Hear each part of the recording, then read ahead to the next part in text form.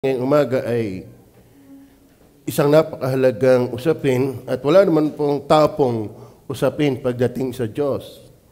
Pero kung bakit sinabi ko ito ay mahalaga at walang kasing halaga dahil ito nga usapin po natin ito kapag naunawaan natin at natanggap sinampalatayanan ay napakapalad po natin.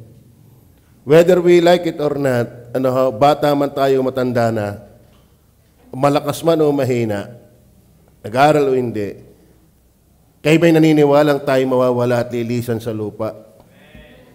Na, hindi hindi ho eh. Pero ang maganda po, bago lumisan, naintindihan po natin at asampalatayan itong turong ito na gagarantiya na tayo pag namatay, langit ang tungo. Ang ating pag-uusapan po sa ating binasang ito ay yung salitang atonement. Ang naandyan ay concept, pero wala yung eksaktong word na atonement. So ang ating pag-uusapan, Christ is the atonement. Ang salitang atonement ay mababasa po natin sa Exodus 32:30. Pero ang ating talatang binasa ay yan po yung buod, yan po yung substance. Nandiyan po yung meaning and then yung fulfillment and then yung biyayang napapaloob doon. Ang sabi ni Exodus 32 verse 30 sa English, "Now it came to pass on the next day that Moses said to the people, 'You have committed a great sin, a great sin. So now I will go up to the Lord. Perhaps I can make an atonement for your sin.'" So, ang ating pag-usapan, Christ is the atonement. Magsimula na agad tayo. Una, magsimula tayo sa kahulugan. Definition of atonement. Ano bang ibig sabihin ng atonement?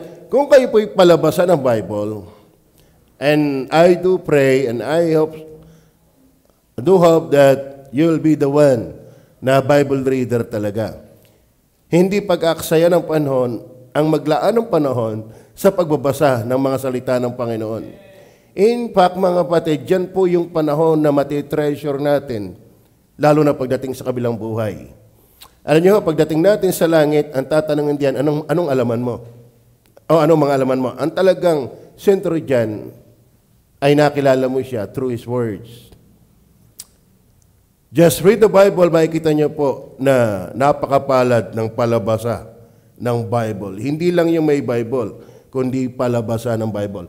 Dahil mahirap maniwala sa Bible na hindi mo naman ito binabasa.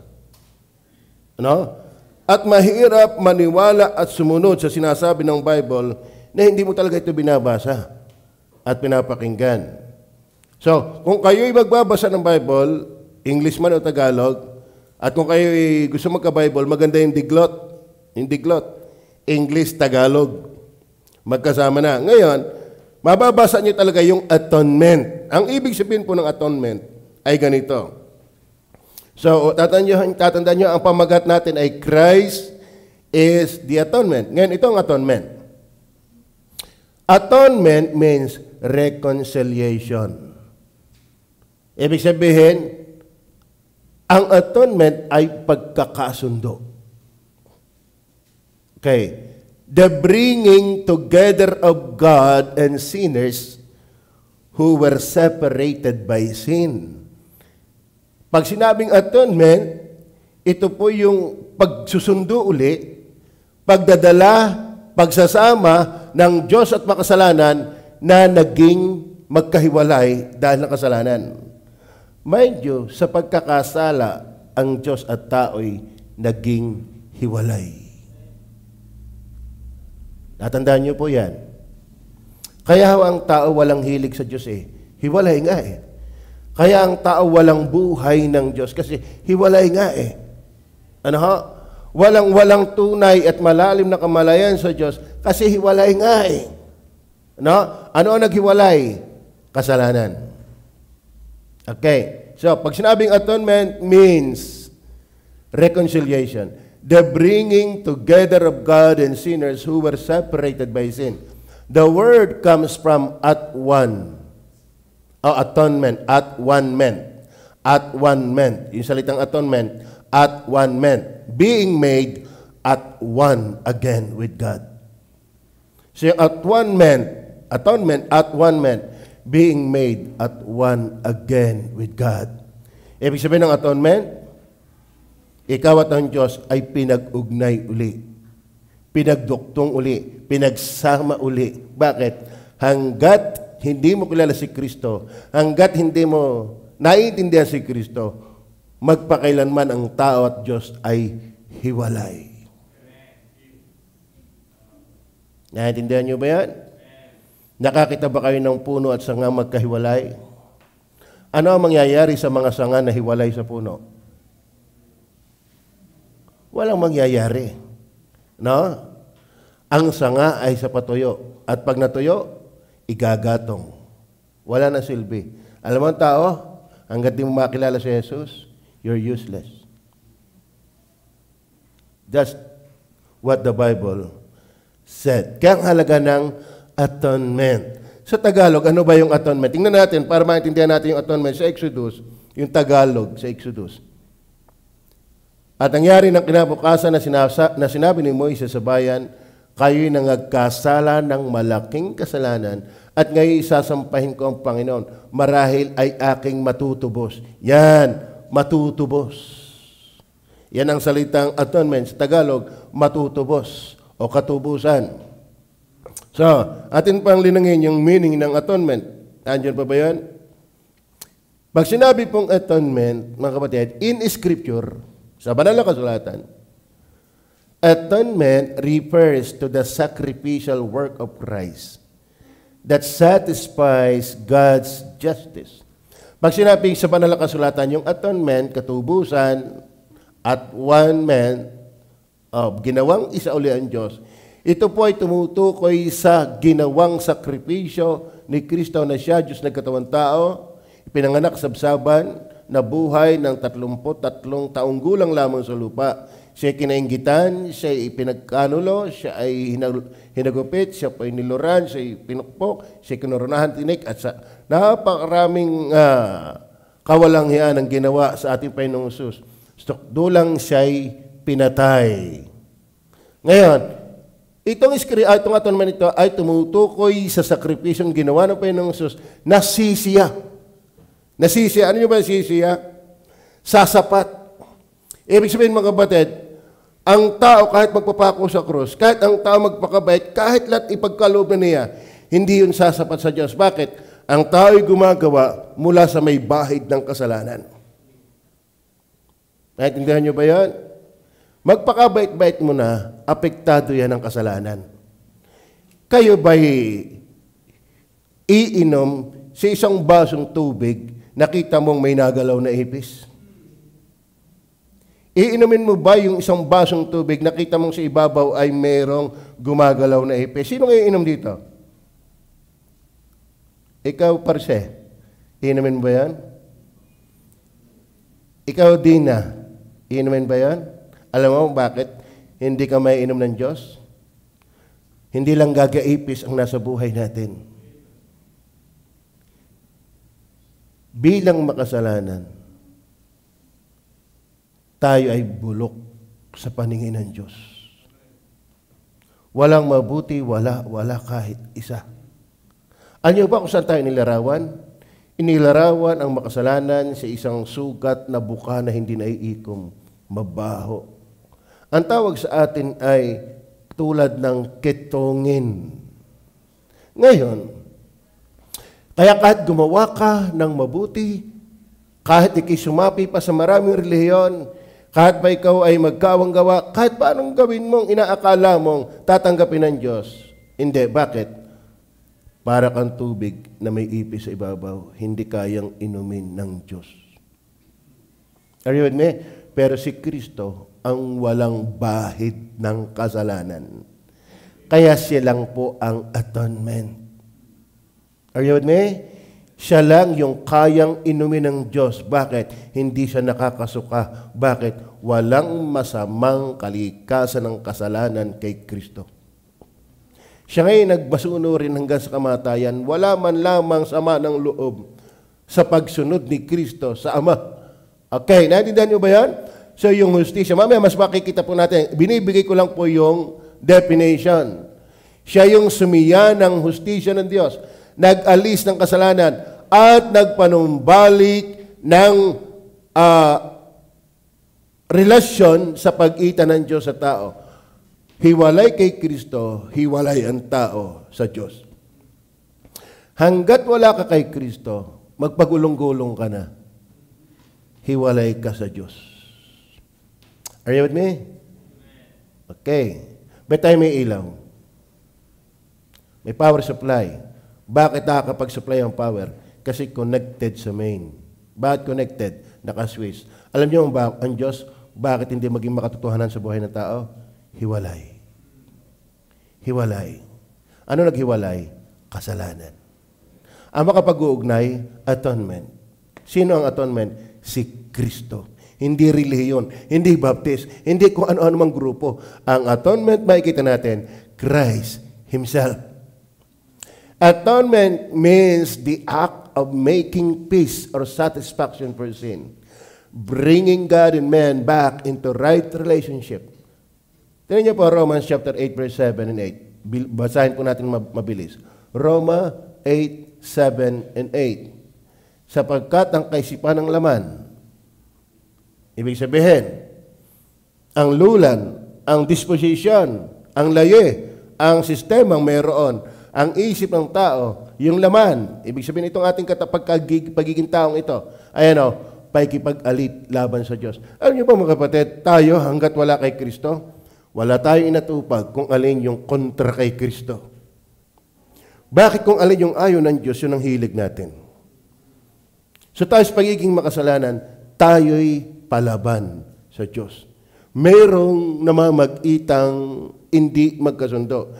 Ang Diyos mahilig sa kabanalan, tayo mahilig sa kasalanan. Kaya may enmity, may awayan sa pagitan ng tao at ang Diyos. Ang hilig nito, kung ano yung ayaw ng Diyos, ang hilig naman ng Diyos. Ano? Ang hilig ng Diyos, ayaw ng tao. At yung hilig ng tao, ayaw ng Diyos. Bakit? Ang Diyos ang banal, ang Diyos ay banal, ang tao ay makasalanan. So, walang peace.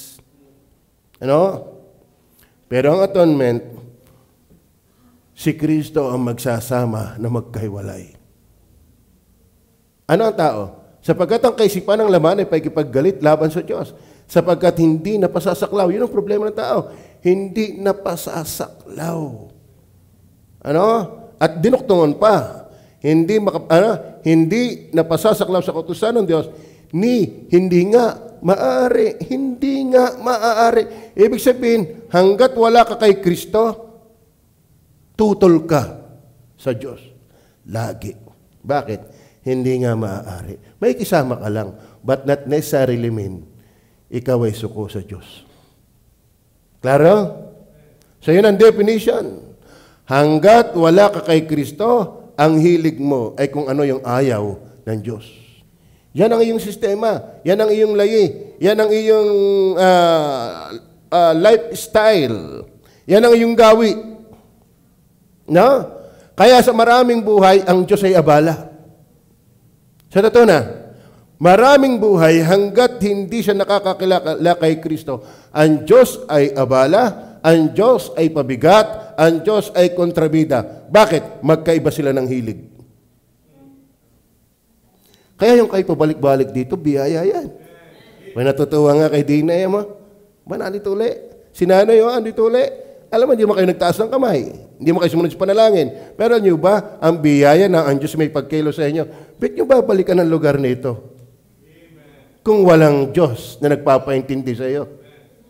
Wala naman dito sayawan. Wala naman dito drums. Wala naman dito pabingdo. Wala naman dito wedding. Nandito yung Diyos. Ngayon kung balik-balikan mo ang Diyos, yan ang atonement. Ikaw at ang Diyos, naging isa uli. Amen? Okay. Pandalwa, para maintindihan po natin lalo itong atonement, hindi lang maintindihan, kundi malasap. Ano, pag kayo nakain, Meron akong kilalang pag nakain, sinusukat pa yung kanyang kinakain. No? Kaya ang tagal kumain. Tapos yun, talagang inunguya. Mambihira, nakatatlo na ako, siya nangangalahati pa lang eh. Sabi niya, kaya nga tayo may ngipin. Yung lasapin ang kinakain. Sabi niya sa akin, kaya nilagyan ka ng ngipin para durugin yung kinakain. Hindi trabaho ng bituka yung pagnguya. Ang trabaho daw ikaw ng bituka, pangtunaw, hindi pangnguya. Ay kaya kayo nasakitan yung tiyan eh. Hindi nyo muna nginunguya. Kaya ang ngayon, nagiging trabaho ng bituka, ngumuya at tumunaw. Alam mo kung bakit maraming tao? Ganito. Pwedeng naunawaan mo, pero hindi mo lasap. Sa pagkain, iba yung nginungaya mo at nilalasa mo. Tama ba? Kaya nga nabalik ka sa kwatugs eh. Natikman mo masarap, balik uli eh. Alam mo, kapag ang salita ng Diyos, napakinggan mo at nasarapan ka, babalikan mo talaga yan. Amen? Ngayon, para malasap natin yung sinasalitang atonement, yung katubusan, may dilema eh. Ito yung problema para ma-appreciate natin sin and God's justice. Ano ba yung atonement? Dahil bigyan ng kahulugan, pero para lalo nating mahiwatigan, lalo nating maunawaan at malasap yung katotohanan yan. Kasi bago magkaroon ng atonement o maintindihan ito, kailangan natin nang makita yung problema na nasolve. Ano ba ang problema? Alam niyo ba ang problema? Ang Diyos ay banal.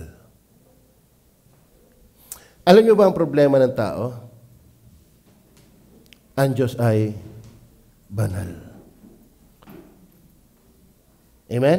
Ang tao po'y hindi tuwa na ang Diyos ay banal. Kaya nga maraming huwag sa Diyos. Amen? Kaya nga maraming bawal sa Diyos. Bakit?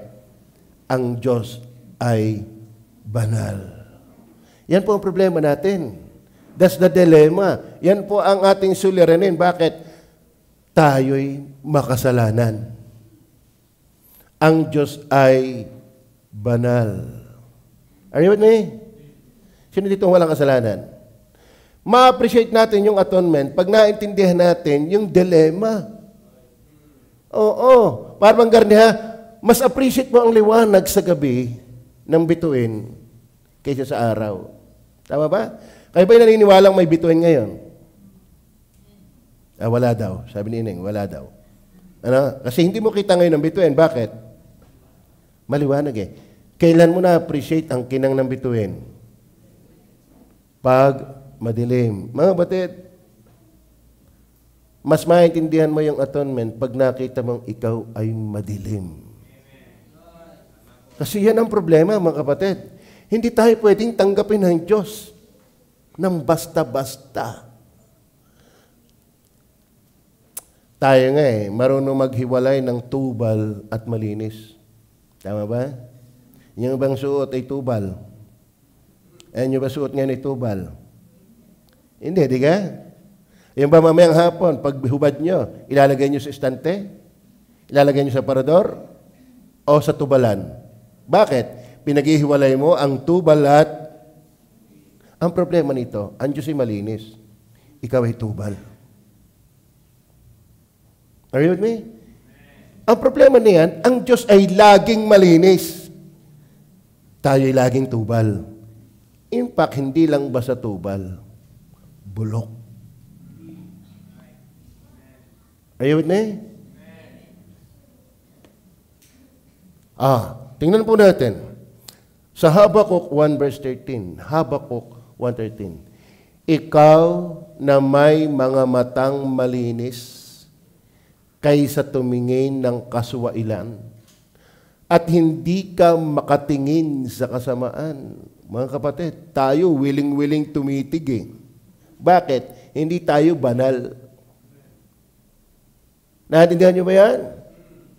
Bitin nga tayo sa mga panuuring makasalanan? Bitin tayo, pare, wag mo nang browse. May nakita ko maganda. Halimbawa, nagpe-Facebook ka, may nakita ka diyang hindi maganda, ay inalis mo agad. Yung meron mo, wag mo na. Tingnan mo na. Bakit? Ang tao'y hindi siphayo sa kasalanan. Ang tao'y tuwa sa kasalanan. Alam niyo ba ang siphayo lang sa kasalanan? Ang nalulungkot, nasasaktan laang na kasalanan, mata ng Diyos. Bakit ang Diyos ay banal? Ang problema, ano tayo sa paningin ng Diyos? Mabigat ang kasamaan sa paningin ng Diyos. Are you with me? Yan ang problema. Kaya mga kapatid, ma-appreciate natin yung salitang atonement, mga kapatid, kapag nakita mong ikaw ay ka-aton-aton. Mas ma-appreciate mo ang ikaw ay tubusin dahil pag nakita mong katubos-tubos ka. Amen? Mas ma-appreciate mo na ikaw ay dapat mahaligtas kapag nakita mo dapat ka talagang iligtas. Bakit? Ang dilema po natin, mga kapatid, ay kasalanan at hustisya ng Diyos. Sa paglilitis, anong magagawa ng isang convicted? Ikaw estudyanteng bulakbol, dumating ang examination, ano magagawa mo? Anong aasahan mo? Wala na. Ngayon, ang gagawin mo sa teacher, bibigyan ko kayo ng isang buwig na saging, hindi nadadaan sa suhol ang teacher. Ang Diyos hindi mo pwedeng suhulan. Are you with me? Parang doon, sabi ng Matthew, hindi baga sa Panginoon, sa pangalan mo'y kami nagpalayas ng demonyo? Ba, sinusuhulan ng Panginoon? Di ka? Ginagamit na pa. Parang garne hindi ang bawat nagsasabi sa akin, Panginoon, ipapasok sa kaharian ng langit. Yan ang sabi ng tao, hindi baga, Panginoon, sa pangalan mo kami nagpangalayas ng demonyo. Para bagang garni, Panginoon, sige na, kita mo naman, ako'y nagpalayas ng demonyo, huwag mong suhulan ng Diyos. At sabi pa, di baga, Panginoon, sa pangalan mo ay kami ay nagsipang hula, at sa pangalan mo gumawa kami ng mga dakilang gawa, pero nasabi ng Panginoon, lumayo kayo sa akin, kayo manggagawa ng katampalasanan, hindi ko kikilala, hindi nadadaan sa suhol ang Panginoon. Kaya napakahalaga ng atonement, napakahalaga ng ginawa ni Kristong pagbibigay ng kanyang sarili. Ito lang yung sisiya, ito lang yung sasapat, ito lang yung tatanggapin ng Diyos, Ama, para tayo ay matanggap din niya. Hindi suhol ang kailangan. Ang kailangan ay yung sakripisyo ni Kristo sa krus ng Kalbaryo. And away from that, apart from that, gumulong ka na. Hindi ka tatanggapin ng Diyos. Naintindihan niyo ba yan? So, ang dilema po mga kapatid, God is holy and just. Then number 2, man is sinful and guilty. Man is sinful and guilty. Ang tao hindi lang makasalanan, kundi malay sa kanyang kasalanan. Ano pa pag sinabi pong guilty, mga kapatid? Nakagawa talaga tayo ng kasalanan. Sino dito hindi nakagawa ng kasalanan? Taas ang kamay at paa. Wala, di ba? Huwag mong sasabihin sa akin na kay 6 years old pa lang, wala pa akong nagagawa kasalanan. Malisyuso na nga ngayon ng bata, 6 years old pa lang. Are you with me? In fact, mga kapatid, sabi ni David, ako'y ipinaglihi ng aking ina sa kasalanan. Ano ibig sabihin? Ipinaglihi. Binubuo pa lang tayo sa sinapupunan ng ating mga ina. May minana na tayong kabulukan ng kasalanan. Kaya huwag kang magtaka. Ang bata, hindi mo naman tinuturo ang magsinungaling, natututo ng kusa. Tama? Hindi mo naman tinuturo ang magmura. Mas magaling pa nga yung magmura kaysa matatanda. Bakit? Sa kanya, parang wala lang yon. Kasi bata pa eh. Akala galawan lang yan. Pero pag nagmalay siya, masama pala yon, pero bat-bat na ng pagmumura. Bakit ang tao'y kusang nagmamalay, kusang nakagagawa ng mali? Bakit? Minana na ang kabulukan. Bata pa lang. Pinaglilihi pa lang. So, yan ang problema. Man is sinful and guilty. Ang Diyos ay banal. Ang Diyos ay patas. Ang Diyos ay makatarungan. Kaya dito natin ma-appreciate yung halaga ng ginawa ni Kristo. Naintindihan niyo ba yan? Kaya sana huwag kang mag-conclusion. Ay, kung saan ako namulat, doon ako. Sa totoo na hindi ka mulat. No? Kung saan ako namulat, doon ako, hindi ka mulat. Kasi ang nakakamulaglag, ang tunay nakakakita, si Kristo ang kanyang pag-asa. Hindi yung iyong kinamulatan. Tama? Ano sabi ng Roma 3:23? Ano sabi? Sapagkat ang lahat ay nangagkasala nga. Tama ba yan? At hindi nangakaabot sa kaluwalhatian ng Diyos. So, ang dilema po natin sa pinag-uusapan nating atonement, kaya natin nilayon itong aralin para ma-appreciate po natin yung definition ng atonement. Sinong tatanggapin ng Diyos na banal? Ulitin ko marunong kayong maghiwalay ng tubal at malinis. Mas lalo ang Diyos. Mas lalo ang Diyos. Tama ba? Hindi ka pwedeng isama ng Diyos sa langit. Kaya nga may impyerno eh.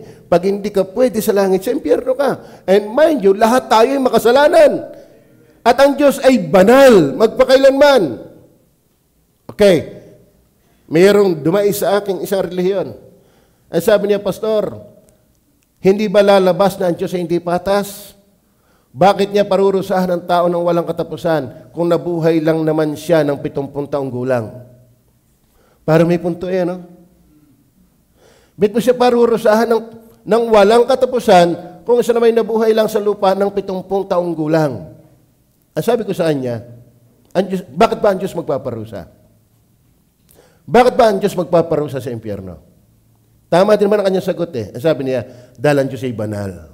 Ang tanong ko, hanggang kailan banal ang Diyos? Naintindihan niyo ba yan?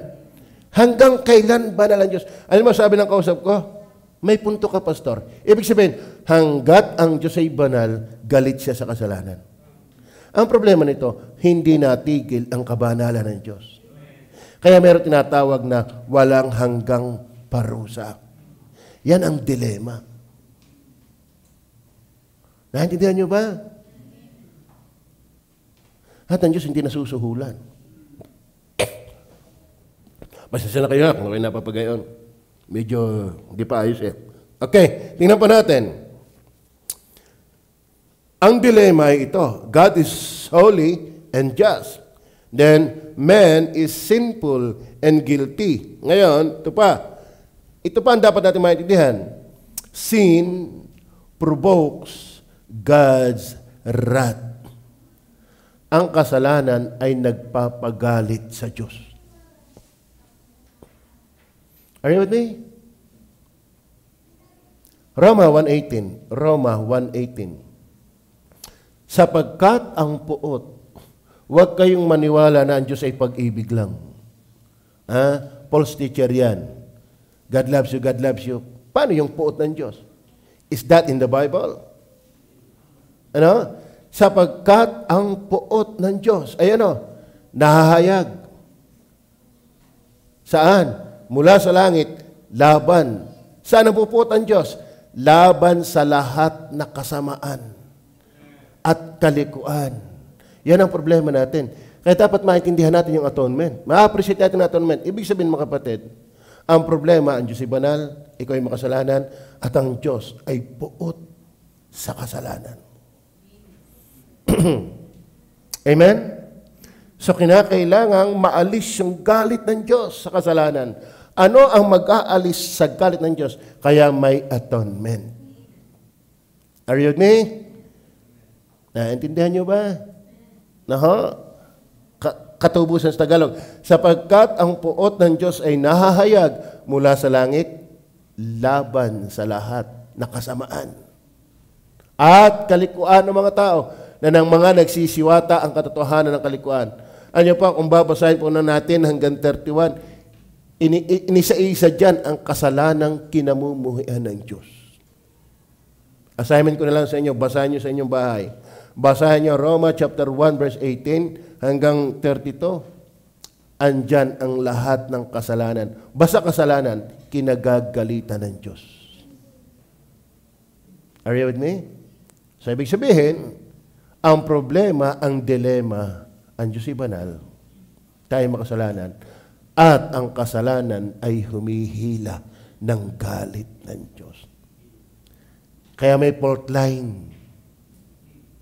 Are you with me? Hindi ang Diyos papayag na payapa ang mundo na walang panahon kay Kristo. Huwag kang umasang gagandang mundo na walang hilig kay Kristo. Alam mo, kapag ang mundo sa kabila ng makasalanan ay parang langit, asan ang Diyos na makatarungan? Kaya ang Diyos papayagan niya pumutok ang bulkan. Papayagan niyang lumingwak ang dagat para magkaroon ng tsunami. Papayag ang Diyos na magpadala ng mga COVID. Bakit? Ang Diyos ay nakikita niya ang kanyang mga kinagagalitan. At ito'y hindi dala ng iilan. Dala-dala ito ng lahat. Bakit? Lahat ay makasalanan. Are you with me? Ngayon, pang-apat sa problema ng dilema natin, justice demands punishment. Man, hindi ho libre ang kasalanan.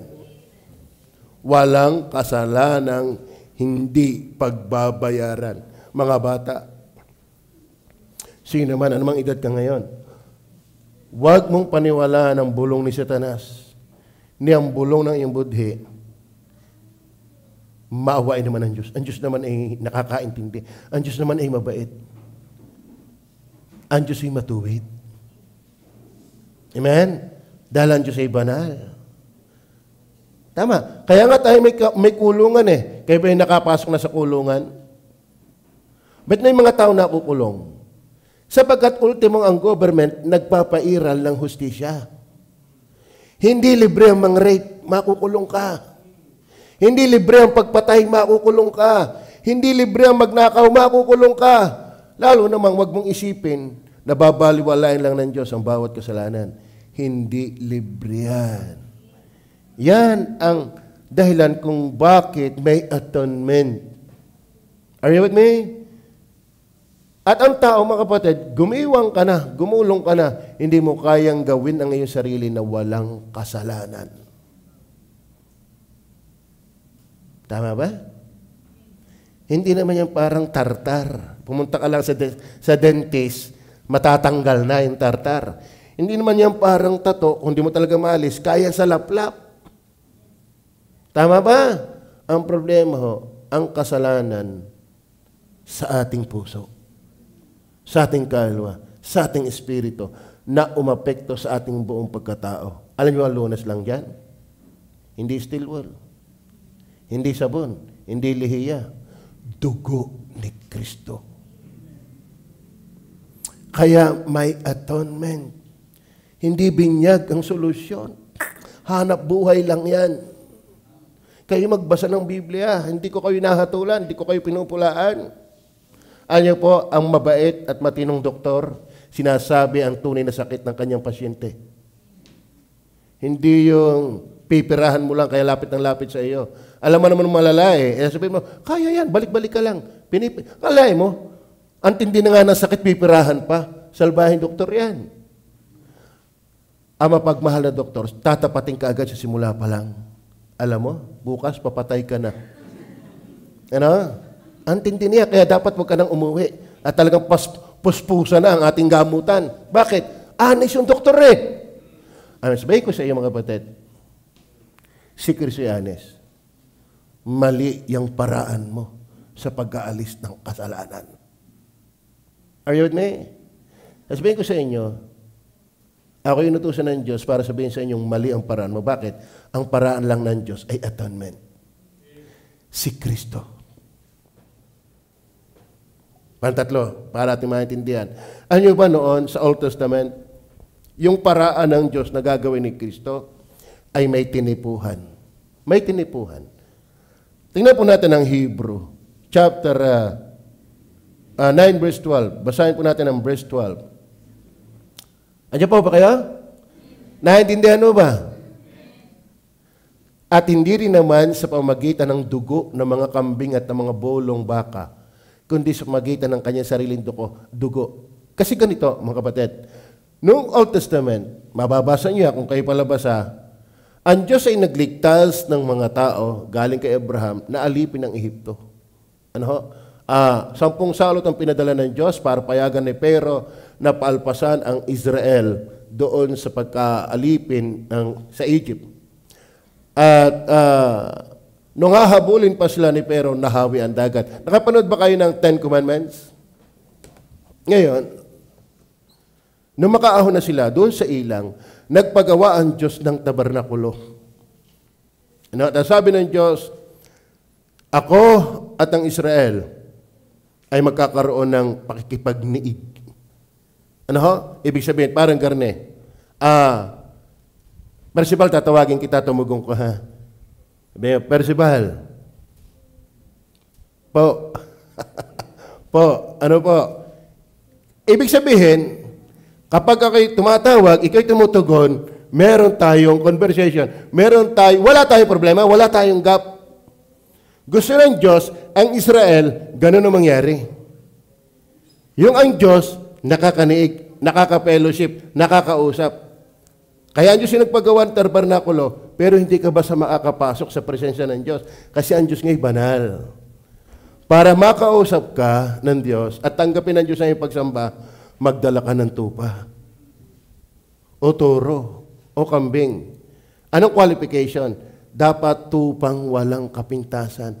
Bawal ang pirat, ang ilong. Oo, totoo na. So, totoo na. Bawal ang langibin. Bawal ang pingkaw. Dapat walang kapintasan. At alam nyo ba, para tanggapin ang bawat individual na Israel, dapat may dala siya. At anong gagawin ng priest? Papatayin yon, iihaw yon, at papasok ang priest doon sa dakong kabanal-banalan. Ngayon, matatanggap ang taong yon dahil nandala niyang tupa doon sa tabernakulo. Pero kung wala kang tupa, hindi ka makakaharap sa Diyos. Naintindihan niyo ba yan? Ano ba sabi ni Kristo? Sabi ng Bible, si Kristo ang kordero ng Diyos na nag-aalis ng kasalanan ng sanlibutan. Ayun So, hindi ka talaga makakalapit sa Ama kung wala kang kordero. Amen? Hindi ang dadalhin mo yung relihiyon mo, hindi kailangan ng Diyos yan. Bakit? Ang relihiyon ay binubuo ng mga makasalanang tao.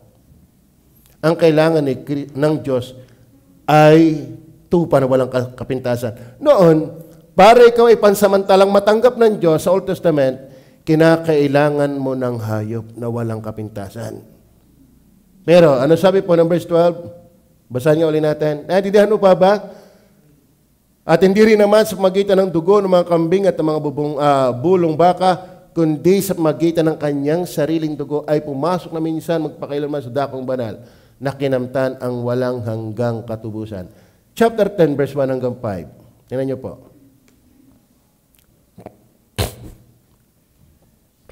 Ano pa ba kayo? Sapagkat ang kautusan na may isang anino na mabuting bagay na darating. Yun palang ginagawa ni Moises doon sa tabernakulo, anino lang yun. Ibig sabihin, hindi yun ang tunay na paraan ng Diyos.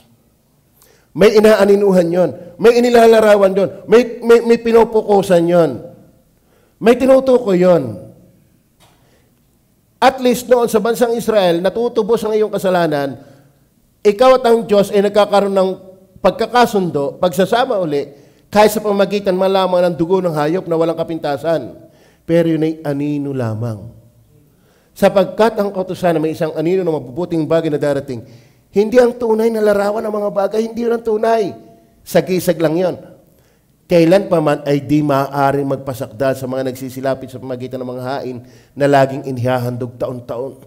Taon-taon pa ang handog. Verse 2. Sa ibang paraan, ay hindi kaya baga nagsipaglikat sila na paghandog. Baptist din yun noon Baptist din yung mga yun noon.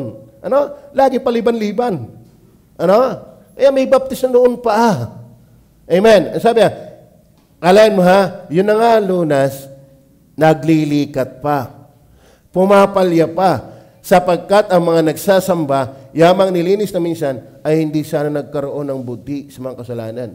So ang punto ko mga kapatid, yun pong definition ng atonement, then may problema, dilemma, then ito'y dineclared by animal in Old Testament. Declared. By animal in Old Testament. Di ko pala nabigay yung third point. Pakilagay na lang. Declared by animal in Old Testament. So noon, Old Testament, mga kapatid, naintindihan nyo ba? Matatanggap lang ng Diyos ang individual na makasalanan kung sila'y may papataying hayop na walang kapintasan. Doon pa man, hindi na hinanap ng Diyos na ikay imabautismuhan para matanggap ng Diyos. Na ikay sumapi sa Judaism para ikay matanggap ng Diyos. Sa mga Zoroastrianism. Ang dami ng existing na religion noon, hindi yan ang nire-required ng Diyos. Ang kailangan may hayop na walang kapintasan. Napapatayin sa ganang iyo. Are you with me? Ngayon, ito na ang ating pangdulo. Ano ba ang mga ginagawa sa hayop noon para lang matanggap ng Diyos at magkaroon ng reconciliation ang Diyos at ang tao? Natinipuhan, inanihuan ng mga hayop. Pero lastly, ang lahat ng yan ay done by Christ. Done by Christ, all of that. Naintindihan nyo ba? Pag walang pangtubos sa iyong kasalanan, delikado. At least kahit noon, pansamantala, ay sa pamamagitan ng hayop na walang kapintasan. Pero ngayon, hindi na. Hindi na kailangan ng hayop. Si Kristo na ang gumawa. Amen? Klaro ba? Kung Old Testament, hindi ka hinihinga ng bautismo at binyag, mas lalo naman ngayon. Tama.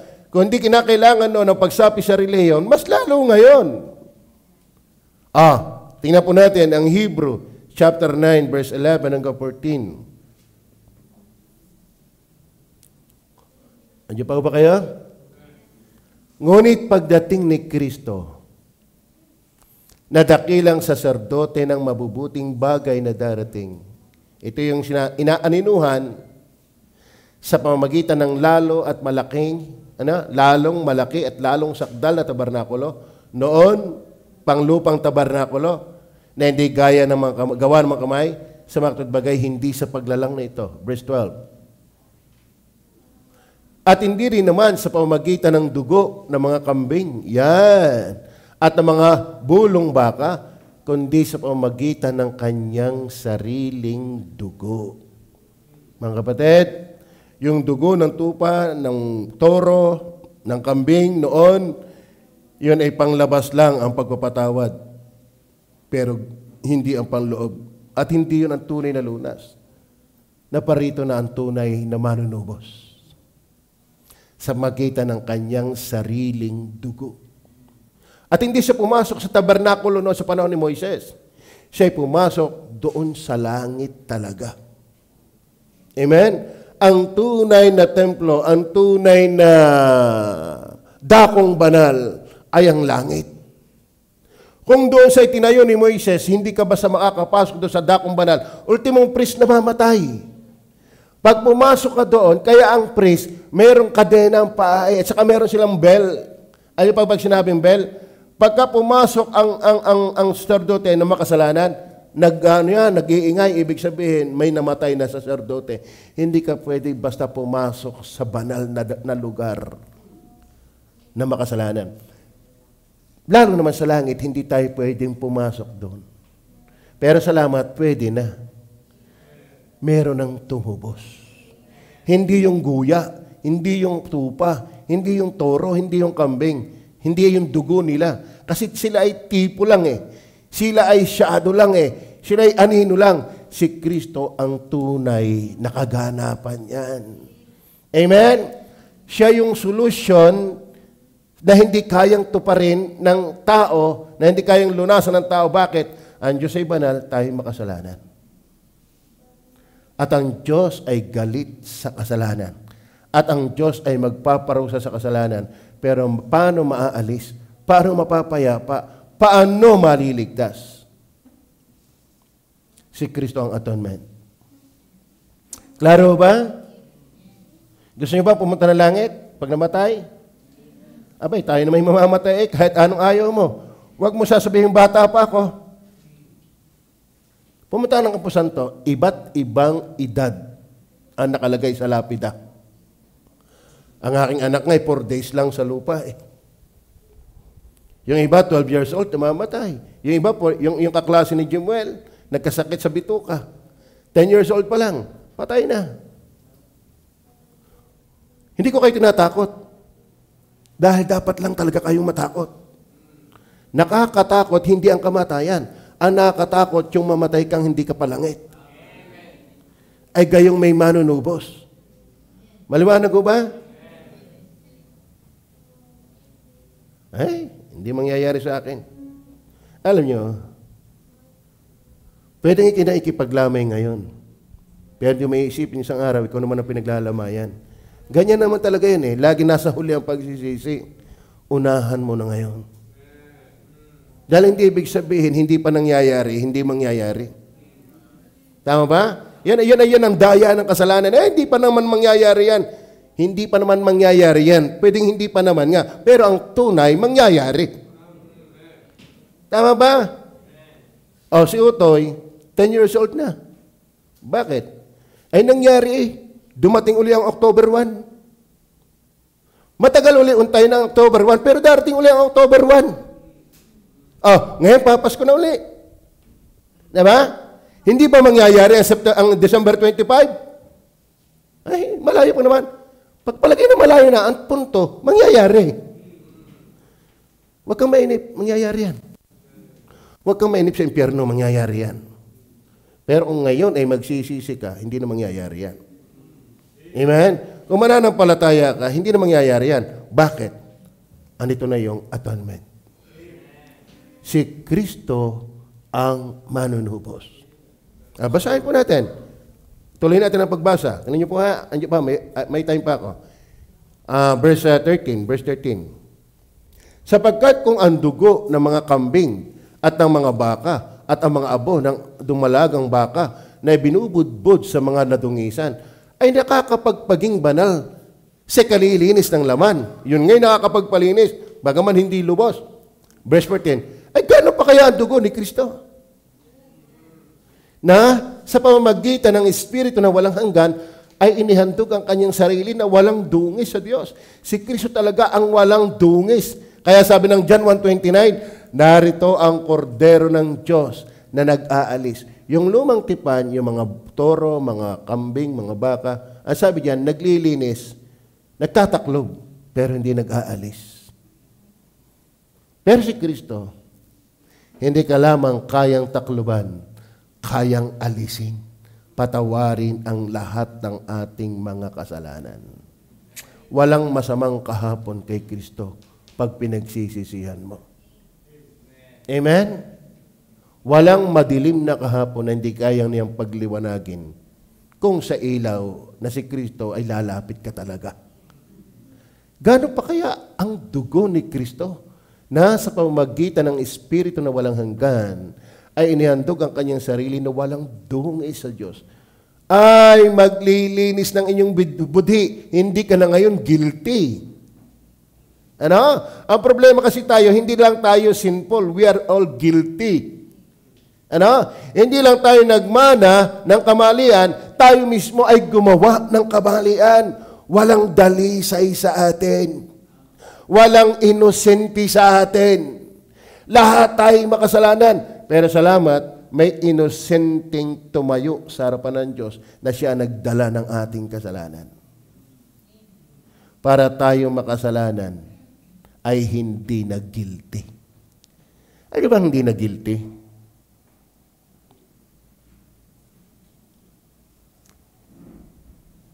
Ganito. Naulit ko sa inyo para maintindihan yung ibig sabihin hindi na guilty. Mahiram nga ulit. I-illustrate ko lang sa inyo Brother Rani, pwede ka, tsaka si Percival, hindi ka ulit kayo. Gusto ko lang illustration yung hindi ka nag-guilty. Ito na may lagi ko naawan sa inyo. Tayo, hindi lang makasalanan. Tayo mismo yung nakagawa ng kasalanan. Ano? Tayo ay hindi dalisay. Tayo ay sangkot, kumbaga. Kumbaga sa droga, hindi ka lang user ka rin. Ano? Garne. Ito magkapatid. Ito, lagi ko na para for the sake na maintindihan nyo at maalaala ulit. Brother Rane, itong kapatid mo, tarantado. Ano? Ikaw naman, dahil kakunti ang ngipin, mabait ka. Ano? Yan. Ano? Ito, tarantado. Talagang kabaliktaran kayo, as in kabaliktaran. Ito, napatrouble. Nakasaksak. Nakapatay.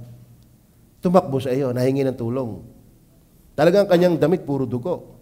Hawak pa niya, patalim. Hinahabol na siya ng pulis. Ang ginawa mo, Brother Rane, sabi mo kay Percival, tumalong ka sa likod ng bahay. Maghubad ka. Iwanan mo yung patalim. Ganun nga ang ginawa ni Percival. Ganun talaga. Kasi utos mo Pero hindi mo alam, Percival, yung damit mo sinuot niya. At yung patalim, hinawakan niya. Dumating ang pulis. Wala ka na Dumating ang pulis. Sinong hulihin? Ang nagsuot ng damit ay siya Di ikaw siya ang nagmukhang Percival. Tama ba? Tapos yung patalim mo, hinawakan niya hindi nila talaga iisipin ikaw yon. Ang inisip na talaga ikaw. Bakit? Nasa iyo yung damit ng pagiging makasalanan ng Percival. Hawak niya ang kutsilyo na gumawa ng kasalanan. Hindi lang siya nagsuot ng damit makasalanan. Siyang gumawa, sumaksak ng kasalanan. Kaya tayo hindi lang makasalanan, gumawa talaga tayo ng kasalanan. Tama? Dumating ang pulis. Sa pag-aakalang, ikaw talaga yon. Dinala ka sa munisipyo. Bugbog sarado na. Pag nahuli ka ng pulis, sa totoo na. Bugbog sarado na yan. Pero malupit, Brother Percival, nabalita mo si Rani, nasilya electric ka. Patay. Madali pa naman talba ng yung mga silya electric ka ng mga, alam niyo na, di ka? Okay, walang masyadong panlaban. Okay. Okay, so siya ay nasilya electric ka. Ngayon, nung malaman mo na ang iyong kapatid si Rani ay nasilya electric ka, naghabol ka sa korte. Inamin mo ang katotohanan, ako ho ang talagang nakapatay. Ako ho talaga ang walang hiya, tarantado. Ang kapatid ko yung mabait. Alam mo sabi ng judge, hindi ka na guilty. Bakit? May namatay para sa'yo. Naintindihan niyo ba yan? Hindi ka na magbabayad, may nagbayad na para sa'yo. Hindi ka nasisingili ng batas sapagkat may nagbayad na sa'yo. Si Kristo Atonement, hindi ka nasisingilin kung mananampalataya ka sa Kanya. Bakit? Binayaran ni Jesus. Amen. Ng Kanyang dugo. Klaro ba? Bakit ako'y tiyak kong palangit? Hindi na ako guilty. Hindi nagalit ang Diyos. Alam mo, magkakasala na ang batas at ang korte kung ikaw itutugisin pa at para ikipagbayarin, may nagbayad na Naintindihan nyo ba? Naintindihan nyo ba yan? Sige, pwede na kayo umupo. Kapag inyong sinampalatayanan yan, garantisadong papasok tayo sa langit. Bakit? Napawalang sala na tayo dahil may umayuda na. May tumayo sa ganang atin. Klaro? Yan ang atonement. Yan ang atonement. Kinubos tayo ng buhay ni Kristo. Pero ang tanong, dito ako magtatapos.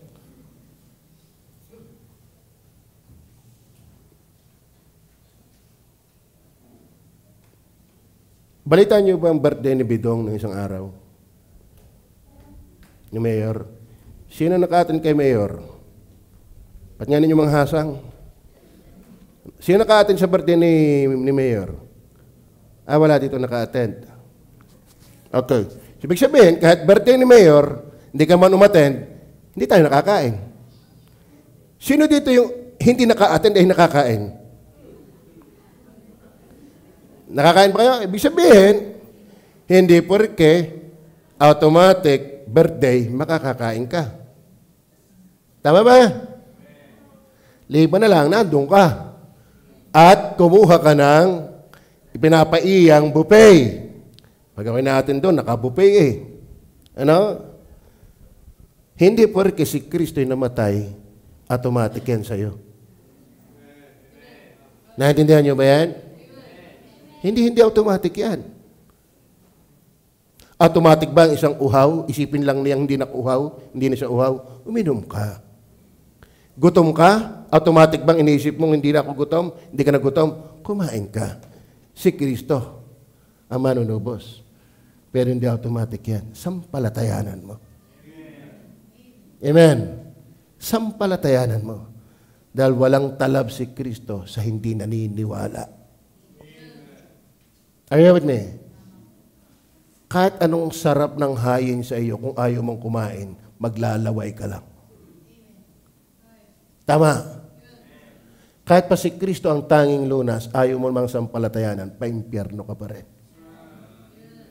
Naintindihan niyo ba yan?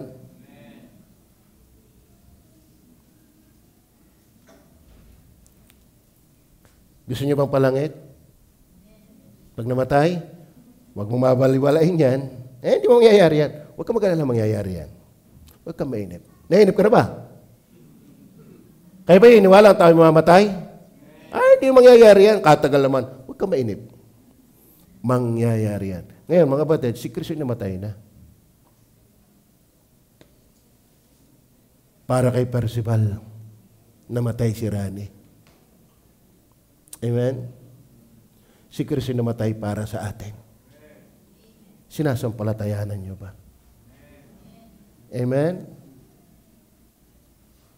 Sa mga bisita natin, nananampalataya ba kayo doon? Si Dina, nananampalataya ka ba doon? Kay Inay, sana manampalataya kayo doon. Huwag niyong pag-alinlangan. Bakit ang sabi ng Bible? Alam mo kung bakit ang tao hindi makatiyak ng langit? Alam mo isang dahilan? Walang pananampalataya. Dahil sabi ng Hebrew 11 verse 1. Tanong niya, dito ako magtapos, Hebrew 11 verse 1. Tingnan niyo po.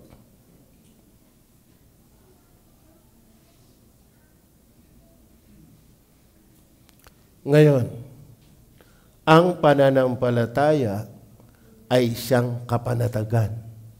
Ang pananampalataya pala ay kapanatagan ng sa mga bagay na hinihintay. May langit. Wala pa langit. Hinihintay pa yan.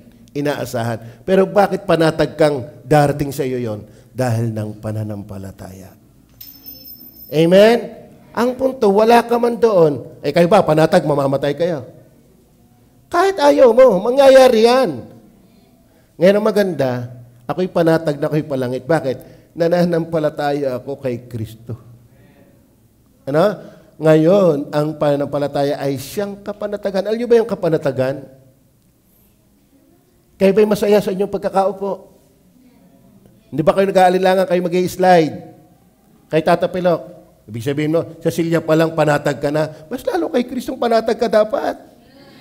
Amen? Amen? Amen?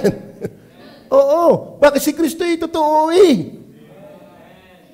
Alam mo kung bakit maraming reliyon, di tiyak ang langit? Simple lang ang sagot. Hindi ka talaga mananampalataya. Yan lang ang simpleng sagot dyan. Kasi kung tunay kang mananampalataya, palangit ka. Bakit? Kapanatagan sa mga bagay na hinihintay. Ako naniniwala, ako'y dadalhin sa langit. Bakit? Nananampalataya ako kay Jesus. Ngayon kung hindi mo tiyak, napakadali din yung sagot. Napakadaling sagutin kung bakit hindi ka tiyak. Wala nang pagiwang-giwang. Simple lang, hindi ka nananampalataya. Ang tanong, nananampalataya ba kayo? Na si Jesus ang ating atonement. Christ fulfilled all of that. He became both the perfect sacrifice and the high priest who offered it. On the cross, He bore the penalty of sin. Therefore, He Himself is the atonement, not merely providing it, but being it. Siya talaga ang manunubos at tagatubos. Kaya kung kinanampalataya kay Jesus, praise the Lord. Kaya ba'y tiyak na ninyong kayo palangit? Sino dito yung tiyak ng palangit pag namatay? Okay. Ibig sabihin, nananampalataya sila. Yung hindi pa, hindi na ako magpapagiwang-giwang ng anong paliwanag. Simple lang. Pag hindi ka nananampalataya, yan talaga hindi titiyak sa'yo. Nananampalataya pa kayo? Okay. Isa na lang ha. Ayoko kayong bitin eh. Kayo ba'y nag-almusal ngayong umaga? Nag-almusal ba kayo kaninang umaga? Ang tanong ko, yung bang kinain mo, baka pumasok o pumasok? Baka pumasok o pumasok? Pumasok. Alam ka makikimag-aalinlangan pang ang dami mo nakain, baka pumasok. Ngayon, si Kristo ba'y tiyak na namatay? Si Kristo ba'y tiyak na ipinako sa krus? Si Kristo ba tiyak na pambayad sa kasalanan? Sinasampalatayan naman ba? Kung bagas pagkain, pumasok ba o hindi? Alam nga namang pinagsama lang gunisa, sinangag, talong. Ang dami mong nakain, tapos sasabihin mo, pumasok kaya? Hindi matino yun. Ang talagang matino, talagang ubos nga eh. Amen? Ganyan din mga kapatid, kasalanan na hindi mo paniwalaan na si Jesus ay namatay na. Pambayad ng iyong kasalanan. Huwag kang magkasala palalo sa hindi pananampalataya. Amen? Nananampalataya pa kayo? Ngayon, pag may pananampalataya, yan ang kapanatagan. Yan ang kasiguruhan. Bakit pupunta sa langit? So sana maliwanag. Taas nga ulit ang kamay ng mga palangit na, tiyak na palangit. Praise the Lord. Sana kayo mga bisita namin. Yun! Totoo yan din na. Huwag kang magalinlangan. Huwag kang magalinlangan. In fact, kaya ka nga bumalik dito eh. Ibig sabihin, something interesting for you. Amen? May kakaibang pagkilos. Sa paniwalaan mo yan. Kung ako nga sa inyo, nagsisikap hindi magsinungaling, di lalo naman ang Diyos. Tama? Ako nga nagsisikap magsabi ng totoo. Ang Diyos, siya ang katotohanan mismo. Walang bokabularyo ng Diyos ang magsinungaling at mangguyo ng tao. Bakit? Hindi naman alamat ang nangyari sa krus. Tunay na kaganapan yan. Kung tunay kang kumain kanina, tunay ka rin busog.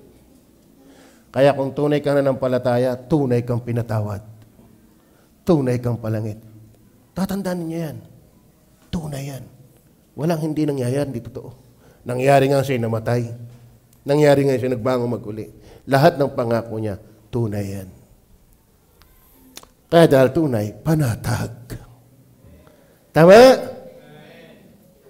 Dito na lang nga. Isa na lang, para hindi kayo magalinlangan. Kapag ikaw ay may ATM ng laman ay 1 billion pesos, ang lupit nun, 1 billion pesos, siguro tumaas man ang presyo ng bilihin, mas naaalarma ang iba, pero ikaw ay hindi. Tama? Ba't? Panatag ka eh. Alaman mong meron ka 1 billion sa iyong bank. Sana panatag ka ngayon. Dahil si Kristo ay namatay, nagbayad ng iyong kasalanan. Manampalataya, hindi gagabilyon yun. Walang hanggang buhay. Amen? Ang sinabi ng Diyos ay, walang hanggang buhay.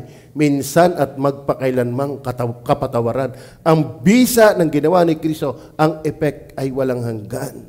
Bakit? Si Kristo ay Diyos ng katawan tao. Walang tapos yung value ng kanyang ginawa. Kung yung tao panatag, lalo't hindi kinuha sa nakaw, Pero yumaman ka na, nung nakaw naman, hindi ka pa rin makakatulog ng ayos dyan. Sisingilin ka ng batas. Pero ikaw yumaman dahil sa sipag at alaman mo may nakaimbak ka, kagulo ng tao, patawa-tawa ka pa. Bakit? Alaman mong may nakaimbak ka. Kaya ang tao, maraming tao, maraming paano maliligtas, hindi alam. Pero tayo panatag, bakit? Hindi 1 bilyon ang halaga ng buhay na inialay ni Kristo. Walang kasing halaga yon. Klaro? Klaro? Meron lahat ng pag-ilustrasyon ginagamit natin para lang maliwanag sa ating kabatiran. Tayo po'y manalangin. Panginoon Diyos, salamat po ng marami na ang pananampalataya sa ginawa ni Kristo